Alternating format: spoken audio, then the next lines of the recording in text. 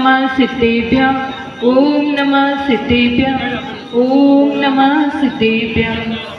गुरुवर का सहरा बना 10 धर्मों का, गुरुवर ने पहरा हटाया कर्मों का। गुरुवर का सहरा बना 10 धर्मों का, 10 धर्मों का। गुरुवर ने पहरा हटाया कर्मों का। संवर से जिसने संवारा अंतर मन, अंतर में धारण किए 10 आभूषण। गुरुवर का सहरा बना 10 धर्मों का, गुरुवर ने पहरा हटाया कर्मों का। ना करो माया गुरुदेव अपनाते, आपके मन में सरलता और रिजुता है। चित्त में दृढ़ता और वाणी में मृदुता है। गुरुवर जैसा बने हमारा आचरण, अंतर में धारण किए 10 आभूषण। गुरुवर का चेहरा, गुरुवर का सहरा बना 10 धर्मों का, 10 धर्मों का। गुरुवर ने पहरा हटाया कर्मों का। जय बोलो अनंतानंत सिद्ध परमेश्वरी भगवान की जय, बोलो देवाधिदेवाधिनाथ भगवान की जय, बोलो मुल्लायक नेमिनाथ भगवान की जय, बोलो। परिवार पर बहुत दिनों से नजर रख रहा था कि वो व्यक्ति, उस घर में लोग कितनी बार आते हैं, कितना जाते हैं, कितने लोग रहते हैं, कब घर में कौन व्यक्ति एक रहते हैं, 2 रहते हैं, वो सारी इंफॉर्मेशन वो कलेक्ट कर रहा था। फिर एक दिन वो मौका देखकर उस घर में गया और वहाँ अम्मा अकेली थी। उसने बेल बजाई, दरवाज़ा खोला अम्मा ने और अम्मा से कहता है, अम्मा मैं बहुत थक गया हूँ, मुझे 1 गिलास पानी पिला दो प्लीज़। तो अम्मा ठीक के कहती है, आ जाओ घर में बैठ जाओ, मैं तुम्हारे लिए 1 गिलास पानी ले आती हूँ। फिर अम्मा जाती है किचन में और पानी लेकर आती है उसके लिए। वो अम्मा को देखते हुए पानी पीते हुए कहता है कि अम्मा आप थोड़े से परेशान लग रहे हो, कोई प्रॉब्लम है क्या आपको? तो अम्मा भी उसकी बातों, उसके बोलने पूछने के ढंग से उसकी बातों में आती है और कहती है, हाँ मुझे आर्थिक परेशानी है, हम लोगों को पैसों की प्रॉब्लम है, मेरा बेटा इतना स्ट्रगल कर रहा है लेकिन इतना हो नहीं पा रहा है।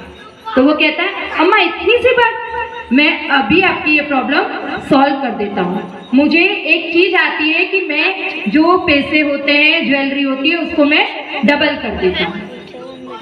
ठीक है, अम्मा जैसे सम्मोहित हो गई थी तो उसने सारी ज्वेलरी और पैसे वगैरह लाके उसके सामने रख दिए।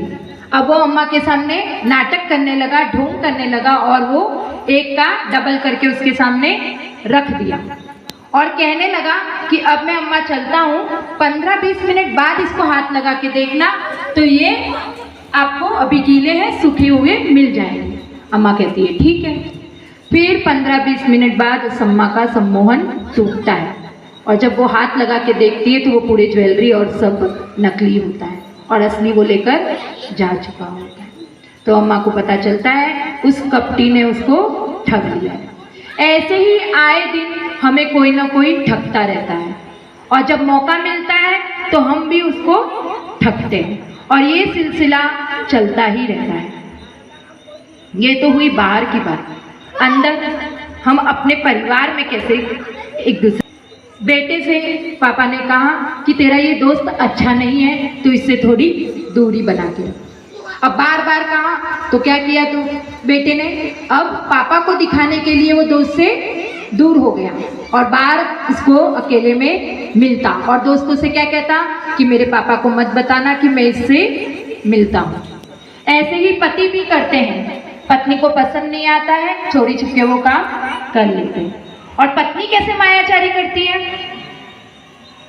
पत्नी पैसों को सेव करके फिर उसे अपने पास छिपा कर रखती है और जब जरूरत पड़ती है तो तब उनको देती है, लेकिन क्या बोलकर देती है, ये पैसे मेरे नहीं हैं, ये मेरी सहेली के हैं, मेरे पापा ने मुझे रखने के लिए दिए थे, मेरे भाई ने मुझे रखने के लिए दिए थे, इसे यूज करने के बाद में मुझे वापस कर देना, क्योंकि मुझे उन्हें वापस करना है। जो छल कपट करते हैं, जो मायाचारी करते हैं, वो हमेशा शंका में रहते हैं।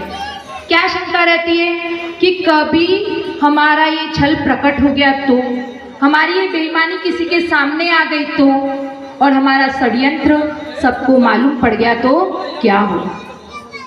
माया क्या है? एक शल्य है जो हमेशा अंदर ही अंदर कांटे की तरह चुभती रहती है।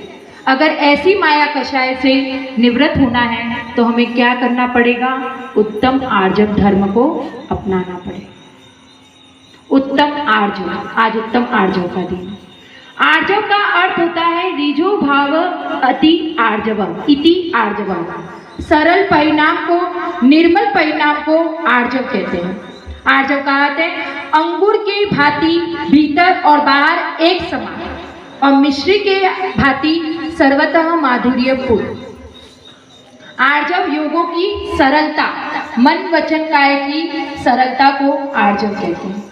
जिसका हृदय सरल है उसको एक छोटा सा गुलाब में भी अपूर्व सौंदर्य और सौरभ के दर्शन हो जाएंगे, और जिसका हृदय कठोर है उसके सामने ढेरों रात रानी के फूल रख दो, गुलाब के फूल रख दो, तो भी उसको सौंदर्य के दर्शन नहीं होंगे। आर्जव कुटिल परिणामों के त्याग करने को कहते हैं। परिणामों में निर्मलता और सरलता का होना आर्जव है।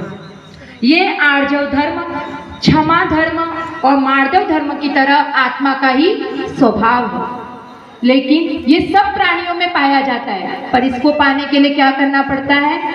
पुरुषार्थ करना पड़ता है, क्योंकि दूध में मक्खन है, उचित प्रक्रिया के द्वारा ही प्राप्त किया जा सकता है। उसी तरह अपने अंदर भी आर्जव धर्म आत्मा में विद्यमान है, लेकिन उसको प्राप्त करने के लिए हमें माया रूपी कषाय को, जो आवृत कर रखा है आर्जव धर्म को, उसे हटाना होगा।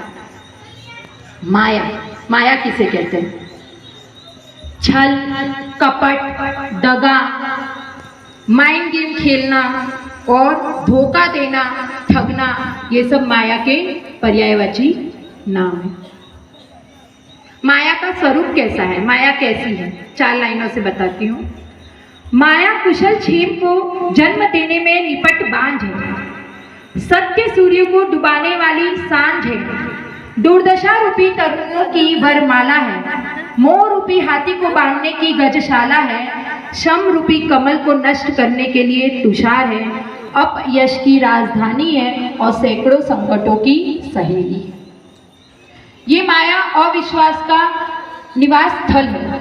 जो व्यक्ति मन में कुछ और सोचता है, वचन में कुछ और बोलता है और क्रिया में कुछ और लाता है, वे मायावी कहलाते हैं।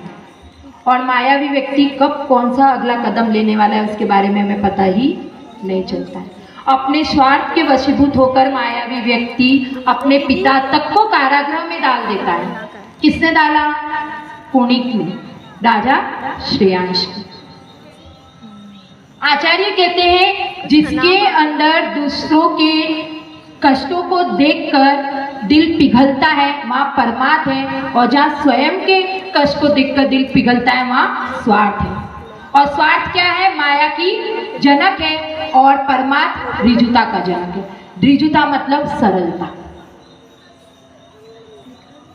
माया कषाय के 4 भेद हैं: अनंतानुबंधी, अप्रत्याख्यानावरण, प्रत्याख्यानावरण और संज्वलन। अनंतानुबंधी जो होती है वो बांस की जड़ के समान होती है। इसमें व्यक्ति अपनी चाल चलन और जो अपना स्वभाव है उसका स्वभाव इतना कुटिल और उलझा हुआ होता है कि वो कभी भी सीधा होता ही नहीं। अप्रत्याख्यानावरण कषाय जो होती है वो मेंढे के सींग के समान होती है। जिस तरह वो घूमी हुई होती है वैसे ही जो व्यक्ति जिसके अप्रत्याख्यानावरण माया कषाय होती है वो मन में कुछ और सोचता है, वचन में कुछ और लाता है और क्रिया में कुछ और करता है। प्रत्याख्यानावरण कषाय जो होती है वो बैल के मूत्र के समान होती है। जैसे वो थोड़ी सीधी थोड़ी टेढ़ी वैसे होती है, तो वैसे ही प्रत्याख्यानावरण कषाय वालों के थोड़े से सीधे परिणाम होते हैं और थोड़े कुटिल परिणाम होते हैं। और संज्वलन कषाय जो होती है वो खुरपा के समान होती है। अगर ये कषाय अपने अंदर हुई तो क्रम से अनंतानुबंधी कषाय के समय अगर अपने आयु का बंध हो रहा है तो नरक गति का बंध होगा। अप्रत्याख्यानावरण कषाय है तो टीनेज गति का बंद होगा, और प्रत्याख्यानावरण मनुष्य गति का बंद होगा, और संज्वलन होगी तो देव गति का बंद होगा। इसलिए हमें अपने परिणामों को हमेशा संभाल कर रखना है, पता नहीं कि कब हमारी आयु का बंद हो रहा है। अब मायाचारी लोग क्यों करते हैं? सबसे पहला स्वार्थ के कारण, लोभ के कारण, अपना फायदा हो रहा है तो लोग मायाचारी करते हैं। दूसरा, अपने आपसी रिश्ते संबंधों को बनाए रखने के लिए मायाचारी करते हैं। तीसरा, मान की हानि ना हो, अपना सम्मान बना रहे उसलिए मायाचारी करते हैं। चौथा, अपना गुप्त रहस्य बनाए रखने के लिए मायाचारी करते हैं। अपनी जो बात हमें प्रकट नहीं करनी है उसको छिपाने के लिए मायाचारी करते हैं। और पांचवा, ऐसे ही करते हैं, बस खाली बैठे हैं, इधर की बात उधर कर दी और लड़ाई झगड़े करवा दी। टाइम पास करने के लिए कुछ बोलना था, बंद कर।